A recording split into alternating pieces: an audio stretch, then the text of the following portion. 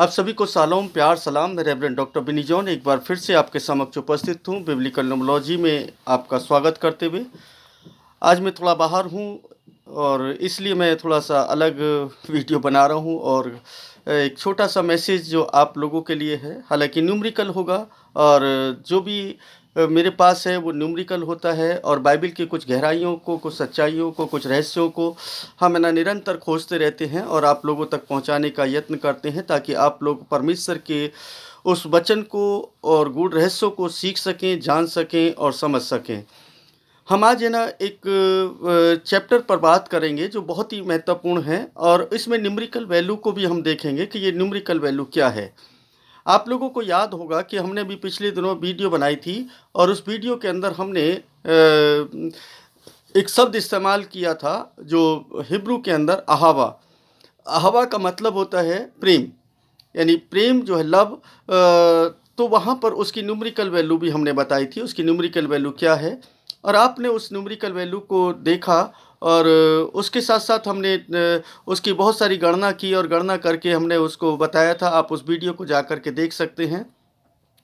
लेकिन आज हम इसी शब्द को आगे लेकर के जाएंगे और नए नियम के अंदर परमेश्वर का जो वचन है वो किस तरीके से इम्प्लीमेंट होता है न्यूमेरिकली, हम उसको आज देखने की कोशिश करेंगे और उस पर कुछ चर्चा करेंगे, क्योंकि ये बहुत ज़रूरी है कि हम लोग जब बाइबल को पढ़ते हैं या परमेश्वर के वचन को पढ़ते हैं तो हमें चाहिए कि हम किसी भी तरीके से उसकी न्यूमेरिकल वैल्यू को देखें और उसकी न्यूमेरिकल वैल्यू को निकालें। अगर आप परमेश्वर के वचन को गहराई से पढ़ेंगे तो शायद आपको समझ आएगा। मेरी आपसे गुजारिश है कि आप चैनल को सब्सक्राइब करें और इसको लाइक कर दें, कमेंट कर दें और दूसरे लोगों को शेयर ज़रूर करें ताकि दूसरे लोग भी सीख सकें। और इसके साथ साथ अगर आप लोग चाहते हैं कि आपको बिब्लिकल न्यूमरोलॉजी सीखना है तो आप लोग हमारे साथ जुड़ सकते हैं और हम लोग है ना एवरी सैटरडे ठीक 8:30 बजे एक क्लास लेते हैं। उस क्लास में काफ़ी लोग एक ज्वाइन करते हैं जो लोग सीखने वाले हैं। आप लोग भी सीख सकते हैं, हमें व्हाट्सएप कर दें। व्हाट्सएप करने के बाद हमें आपका नंबर मिल जाएगा, हम आपको उसका गूगल मीट का लिंक भेज देंगे ताकि आप ज्वाइन कर पाएँ। अभी हम चलते हैं अपने सब्जेक्ट की तरफ और सब्जेक्ट वही है कि जब हमने अहवा को देखा था तो अहवा के अंदर हमने कैलकुलेशन की थी, उसका नंबर आया था 13। तो जब कई बार है ना हम बात करते हैं कि 13 नंबर है ना वहाँ पर आता है तो 13 नंबर का मतलब जो है हम है ना भिन्न भिन्न तरीके से देखते हैं। कई लोग है ना पूरी दुनिया के अंदर इसको गलत तरीके से देखते हैं और गलत तरीके से समझते हैं, लेकिन हम लोगों को चाहिए कि उसको गंभीरता से लें। बहुत सारे होटलों के अंदर 13 नंबर नहीं होता है, बहुत सारे है ना जो गवर्नमेंट बंगले होते हैं वहाँ पर भी नहीं होता है और बहुत सारे लोग इसको अशुभ मानते हैं, लेकिन बिब्लिकली ऐसा नहीं है। बिब्लिकली इसका मीनिंग कुछ अलग है और बिब्लिकल जब इसका मीनिंग आप समझ लेंगे तो आपको इसकी सच्चाई और गहराई समझ में आने लगेगी। तो मैं समझता हूँ कि आप लोग बहुत ही अच्छे से सीख रहे हैं, तो उनकी इन तमाम बातों को आप तभी सीख पाएंगे जब अपने मन को, अपने चित्त को परमेश्वर के वचन की तरफ आप लगाएंगे। तो हम यहाँ पर देखते हैं कि अहावा का जो नंबर है वो 13 आया था, जो हमने पिछली वीडियो में देखा था। मैं उसको रिपीट नहीं करूँगा, मैं एडिट भी नहीं कर पाऊँगा इसको आज, क्योंकि मैं बाहर हूँ, तो जिसकी वजह से जैसे है मैं सिर्फ आपको एक मैसेज ही दूँगा। हम एक चैप्टर को देखते हैं जो नए नियम के अंदर है और नए नियम के अंदर एक चैप्टर मिलता है हमें जो हमें बहुत ही अद्भुत रीति से वहाँ पर कुछ सिखाता है और वो है फर्स्ट कुरिन्थियों उसका 13 बाब। जब पहला कुरिन्थियों उसके 13 बाब को पढ़ते हैं हम, तो सबसे पहले यहाँ पर मैं इसकी न्यूमेरिकल वैल्यू के साथ बात करूँ तो यहाँ पर आप देखेंगे कि न्यूमेरिकल वैल्यू के साथ आपको नज़र आएगा कि इसका जो नंबर है वो 13 है। जो अहावा का नंबर है वही नंबर यहाँ पर भी दिखाई देता है। मैं इसकी और भी कुछ बातों को बताऊंगा, ज़्यादा लंबा तो नहीं होगा ये वीडियो, शॉर्ट वीडियो होगा, लेकिन फिर भी मैं आपको बहुत कुछ इसकी गहराई की बातों को बताने की कोशिश करूँगा और जब कभी समय मिलेगा तो मैं इस पर लंबी चर्चा करूँगा। जैसा कई लोगों ने मुझे कमेंट भी किया था कि इस पर मैं बात करूं और इस पर कुछ वीडियो बनाऊं, लेकिन आज समय का अभाव है इसलिए मैं उसको ज़्यादा एक्सप्लेनेशन नहीं दूंगा। शॉर्ट में मैं आपको इसके बारे में बताना चाहता हूं। तो यहाँ पर आप देखें कि 13 है और सबसे बड़ी बात जो है कि ये 13 जो है वो अहावा का नंबर है। अहवा यानी प्रेम का नंबर। और जब इस पूरे चैप्टर को आप पढ़ेंगे, जब पूरे अध्याय को जब आप पढ़ते हैं, तो ये जो अध्याय है ये पूरा का पूरा प्रेम के बारे में बात करता है।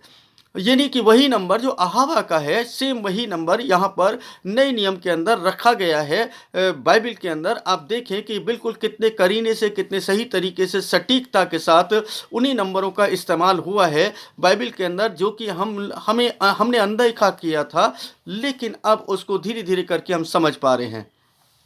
मैं इसी चैप्टर पर अगर और चर्चा करूं तो इसके अंदर ना जो टोटल आयतें हैं वो भी 13 ही हैं। अब आप देखें कि इसके अंदर भी 13 आयतें हैं और 13वां अध्याय है। अगर मैं इन दोनों को देखूं तो एक नंबर मुझे निकल कर के आता है, और वो नंबर क्या है? वो नंबर आता है 13 + 13। जैसे मैंने अहावा के बारे में अभी पिछले दिनों बताया था, तो वहाँ पर भी 13 + 13 करके यहाँ भी बताया था, और यहाँ पर भी देखते हैं कि आप 13 + 13 का जब करेंगे तो 26 आ जाएगा। 26 जो है वो यहोवा का नंबर है। यहोवा का नंबर योद हे वाव हे, यानी जो भी है ना हम पिछली गणनाएं कर चुके हैं, जो है ना वीडियो बनाई है, उसमें बहुत बार हमने उसका जिक्र किया है, क्योंकि वो बार बार ना इसलिए जिक्र करना पड़ता है ताकि आप लोग उसको अच्छे से समझ पाएं और सीख पाएं। तो आप देखें यहाँ पर पहला कुरिन्थियों 13 उसका जो है ये चैप्टर, इसका नंबर 13 है। और इसकी आयतें को देखते हैं तो यहाँ पर आयतें भी पूरी 13 ही नज़र आती हैं। इसका मतलब हुआ कि यहाँ पर एक संदेश, गुप्त संदेश परमेश्वर देना चाहता है। मैं इसको थोड़ा सा एक्सप्लेन करूँगा। मैं पूरे को एक्सप्लेन नहीं करूँगा, क्योंकि पूरे को एक्सप्लेन करने के लिए मुझे बहुत समय चाहिए होगा, लेकिन मैं फिर भी है ना इसको एक्सप्लेन कर देता हूँ थोड़ा सा। इसका पहली आयत जो कहती है, यदि मैं मनुष्यों और स्वर्गदूतों की बोलियाँ बोलूँ और प्रेम न रखूँ तो मैं ठनठनाता हुआ पीतल और झनझनाती हुई झाँझूँ। इसका मतलब हुआ कि वो कहते हैं कि है ना, अगर मैं मनुष्यों की और स्वर्गदूतों की भाषाएं बोलने लगूं, चाहे मैं कोई सी भी भाषा बोल रहा हूँ, चाहे अन्य भाषा बोल रहा हूँ या है ना अपनी नॉर्मल भाषा बोल रहा हूँ, लेकिन प्रेम ना रखूँ, तो जैसे पीतल को बजाते हैं, पीतल के बर्तन को बजाते हैं, बिल्कुल ठन ठन ठन ठन करके आवाज़ आते हैं बिल्कुल ऐसी, और झांझ जैसे बजाते हैं, बिल्कुल वैसे ही हमारा जीवन होगा। और उसमें कोई भी है ना नई बात नहीं होगी, और ना ही कुछ ऐसा मतलब निकलेगा उसका कि हम कह सकें कि हाँ देखो हम परमेश्वर के साथ हैं। लेकिन इसका जो आखिरी पद है, जो 13वां पद है, मैं उसकी और कैलकुलेशन भी बताऊंगा साथ में। आप है ना मेरे साथ बने रहें, वीडियो को पूरा देखें, ताकि है ना शॉर्ट वीडियो है इसलिए आप पूरा देख सकते हैं उसको। अक्सर आप लोग स्किप करके देखते हैं तो बहुत सारी चीज़ें समझ में नहीं आती, और आप मुझे बार बार है ना फिर है ना फ़ोन करके कमेंट करके पूछते हैं कि इसका मतलब क्या है, क्योंकि अगर आप पूरी वीडियो को देख लेंगे तो आपको कभी भी ज़रूरत नहीं पड़ेगी।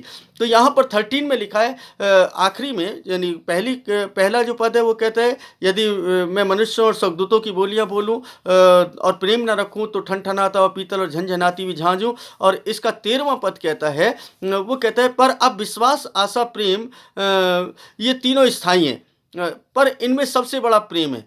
अब आप देखें कि यहाँ पर प्रेम वही अहावा जो हमने बताया था कि अहावा जो है परमेश्वर का प्रतिबिंब है, मतलब प्रतिबिंब कह सकते हैं उसको, कि अगर कोई प्रेम कर रहा है तो वो मतलब समझो परमेश्वर में बना हुआ है। बाइबल बताती है कि परमेश्वर ही प्रेम है और प्रेम ही परमेश्वर है। तो इसको इस तरीके से देखिए कि हम लोग जब प्रेम की भावना रखते हैं तो हम परमेश्वर में बने रहते हैं और परमेश्वर हम में बना रहता है। इसके साथ साथ हम एक चीज़ उसको देखें तो यहाँ पर लास्ट में 3 चीज़ें दी हैं, और तीनों चीज़ों को, क्योंकि मैं न्यूमेरिकल वैल्यू बताऊं इससे पहले मैं इस आयत को थोड़ा सा एक्सप्लेन कर देता हूं। मैक्सिमम मेरा 10-12 मिनट की ये वीडियो होगी। आशा, विश्वास और प्रेम ये तीनों स्थायी हैं, पर इनमें सबसे बड़ा प्रेम है। अब सबसे बड़ा प्रेम क्यों है? क्योंकि परमेश्वर जो है वो सबसे बड़ा है, परमेश्वर से बड़ा कुछ भी नहीं है। बाइबल बताती है कि परमेश्वर प्रेम है और प्रेम ही परमेश्वर है। अब अगर मान लीजिए किसी के अंदर प्रेम नहीं है, यानी परमेश्वर नहीं है किसी के जीवन के अंदर, किसी के हृदय के अंदर जो परमेश्वर निवास नहीं करता है, तो उसका विश्वास जो है वो अविश्वास में बदल जाता है। यानी बात बात में वो निराशा की बातें करने लगता है, और अविश्वास की बातें करने लगता है। आप देखेंगे उसकी बातों से जितना भी करता होगा, वो कोई भी बात करे, कोई भी मनुष्य, उसकी बातों से अविश्वास की झलक झलक नज़र आती होगी। और अगर प्रेम नहीं है तो उसका दूसरा ना जो रिफ्लेक्शन होगा वो ये होगा कि जो आशा है वो आपकी निराशा में बदल जाएगी। जब परमेश्वर होगा तो आपको निराशा होने नहीं देगा, क्योंकि परमेश्वर कभी भी निराशा को लेकर के नहीं आता। इसलिए ज़रूरत है कि हम लोग परमेश्वर की उपस्थिति को बना करके रखें। तो हम देखें कि यहाँ पर जब हम इसके चैप्टर 13 वर्स 13 प्लस ना हम जब इसको करते हैं तो 26 हो जाता है। और 26 जो है जैसा मैंने बताया याहवे का नंबर है, और याहवे का नंबर जो है 26 को अगर हम प्लस कर देते हैं तो ये 28 आता है, मतलब सॉरी 8 आ जाता है, 8 नंबर आ गया। और 8 नंबर मैंने कहा कि नई बिगनिंग है, और नई बिगनिंग का मतलब है कि है ना यहाँ पर कुछ नया है ना हम कर सकते हैं जब इसका इस्तेमाल हम करते हैं। मैं इसी चैप्टर से आपको एक इसी नंबर के बारे में आपको बताना चाहूँगा कि यहाँ पर देखें कि 8वां जो पद है, 8वां जो पद है इसका बहुत ही महत्वपूर्ण है। अब 8वां पद जो क्या कहता है, प्रेम कभी टलता नहीं, यानी जैसे परमेश्वर नहीं टलता वैसे ही प्रेम भी नहीं टल सकता। भविष्यवाणियां हो तो समाप्त हो जाएंगी। भविष्यवाणी एक बार होती है और उसके बाद जब वो पूरी हो जाती है तो समाप्त हो गई, खत्म हो गया, उसका कोई मतलब। भाषाएं तो जाती रहेंगी, मतलब भाषा जो है वो भी है ना चली जाएंगी, क्योंकि एक भाषा में हमेशा परिवर्तन होता रहता है, आप है ना शब्दों का ना बदलाव होता रहता है। जब बोलचाल में है ना भाषा रहते हैं तो अक्सर ना कुछ नए शब्द आ जाते हैं, और इस तरीके से भाषाएं भी चली जाती हैं। और बहुत सारी भाषाएं इस दुनिया से चली गई, मिट गई, उनका पता भी नहीं है आज तक, है ना उनका मालूम नहीं कि ना वो कहाँ गए वो लोग, लेकिन वो भाषाएं मिट गई। ज्ञान हो तो मिट जाएगा। अगर कोई ज्ञान है ना दुनियावी ज्ञान हम रखते हैं तो ये भी सब ज्ञान मिट जाएगा, क्योंकि जब हम नहीं रहेंगे तो हमारे साथ वो ज्ञान भी चला जाएगा। इसका मतलब हुआ कि एक ही चीज है जो नहीं टलती, और वो है प्रेम। और प्रेम का मतलब है परमेश्वर। तो यहां पर आप देखें कि 8 नंबर जो है वो परमेश्वर यहोवा की न्यू बिगिनिंग को दिखाता है। अगर आप अपने जीवन के अंदर कुछ नया करना चाहते हैं, नए तरीके से जीना चाहते हैं, तो आपको चाहिए कि आपको अपने जीवन के अंदर इस प्रेम को ना हमेशा बना करके रखना पड़ेगा। और प्रेम जो है वो आप कभी टलेगा नहीं। इसका मतलब परमेश्वर जो है आपके साथ सदैव रहना चाहता है, और वो प्रेम के रूप में रहना चाहता है। अगर प्रेम आप करते हैं तो अवश्य परमेश्वर आपसे बातचीत करेंगे और आपके साथ रहेंगे।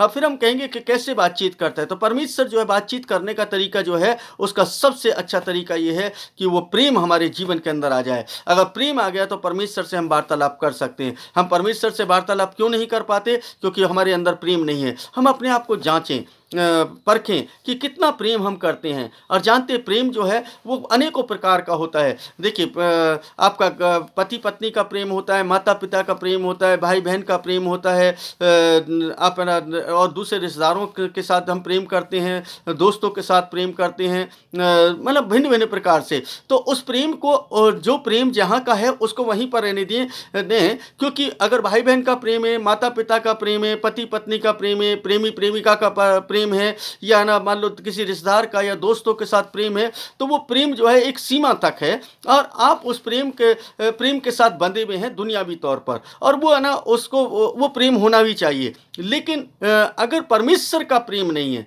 तो वो प्रेम भी आप नहीं कर सकते। इसलिए सबसे पहले परमेश्वर का प्रेम, और जब परमेश्वर का प्रेम आपके अंदर होगा तो अवश्य आपके अंदर दूसरा प्रेम जो है जागृत हो जाएगा, और इस तरीके से आप देखने पाएंगे कि परमेश्वर का प्रेम जो है आपके अंदर से कभी टलेगा नहीं, और आप परमेश्वर के साथ अपने संबंध को अच्छे से बना पाएंगे और परमेश्वर की इच्छा को पूरा करने पाएंगे। और परमेश्वर आपके द्वारा अनेकों बड़े बड़े काम करवा सकता है, क्योंकि परमेश्वर के लिए कोई भी कार्य कठिन नहीं है।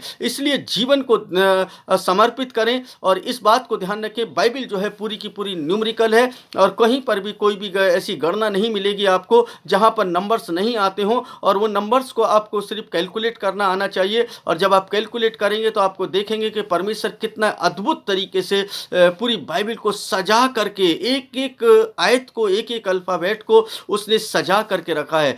मैं निरंतर ना कोशिश करता हूं कि नई नई चीज़ों को खोजूं, और नई है ना जो रिसर्च है वो मेरे पास है ना हमेशा आती रहती हैं, और मैं उनको है ना परमेश्वर के द्वारा प्राप्त करता हूं, और परमेश्वर से और पूछता रहता हूं, लगातार उस पर चर्चा और क्रियाएं करता हूं, क्योंकि परमेश्वर जो है वो सब कुछ हमें नया नया देता रहता है। तो परमेश्वर का प्रेम कभी भी टलता नहीं है, इसको ध्यान में रखें। तो ये जो परमेश्वर है वो कभी टलेगा नहीं। जैसे परमेश्वर नहीं टल सकता वैसे प्रेम भी नहीं टल सकता। यानी कि 13 नंबर प्लस 13 = टू 26 26 यहवे का नंबर है, यानी परमेश्वर का नंबर है। और परमेश्वर का नंबर है तो परमेश्वर है ना जो है वो प्रेम है। अपने अंदर प्रेम को बना करके रखिए, परमेश्वर से प्रेम करिए, परमेश्वर के प्रेम को अपने अंदर जागृत होने दीजिए, और फिर आप दुनिया के तमाम जो है ना दुनियावी प्रेम है, चाहे वो माता पिता से, पति पत्नी से या किसी से, उस प्रेम को है ना आप है ना अच्छे से चला पाएंगे। और है ना धन दौलत ये सब है ना मायने नहीं रखती, प्रेम सबसे ज़्यादा मायने रखता है। और प्रेम में कभी भी धन दौलत नहीं आनी चाहिए, क्योंकि आपका जो प्रेम है वो निस्वार्थ हो। वहाँ पर है ना क्या है कि कोई भी लालच ना होने पाए, मुझे इससे कुछ मिलेगा तो ही प्रेम करूँ, वो प्रेम नहीं हो सकता। आपको है ना प्रेम करना निस्वार्थ प्रेम, आप है ना एक दूसरे से प्रेम करें और प्रेम है ना की भावना को बनाए रखें। मैं हमेशा है ना सभी से प्रेम करता हूँ, मुझे है ना किसी से कोई बैरभाव नहीं होता, क्योंकि मुझे लगता है कि जो मुझसे प्रेम करता है मैं उससे प्रेम करता हूँ, और मैं सबसे प्रेम करता हूँ, इसलिए लोग भी मुझसे प्रेम करते हैं। तो परमेश्वर से प्रेम करते हैं तो आप पूरी दुनिया से प्रेम कर सकते हैं। परमेश्वर आप सभी को आशीष और बरकत दे, और परमेश्वर आपके साथ बना रहे, और परमेश्वर आपको बहुतायत के साथ बढ़ाए, और आपके अंदर उस प्रेम को जागृत होने दे। यही प्रार्थना और कामना मैं करता हूं, और निरंतर आप लोगों के लिए प्रार्थना करता रहता हूं। आप जितने भी लोग सुनने वाले हैं, आप अवश्य है ना परमेश्वर में बने रहें, परमेश्वर के अनुग्रह को प्राप्त करें। परमेश्वर आप सबको सही सलामत रखे, आपके घर परिवारों के अंदर सुख शांति रखे, आपके कारोबार में, आपकी नौकरी में तमाम है ना वो सहायता करे। ये सब सारी प्रार्थनाएं आपके परमेश्वर के समक्ष मैं निरंतर रखता हूँ और लगातार रखता रहूँगा। आप सबको प्यार, सलाम, शालोम।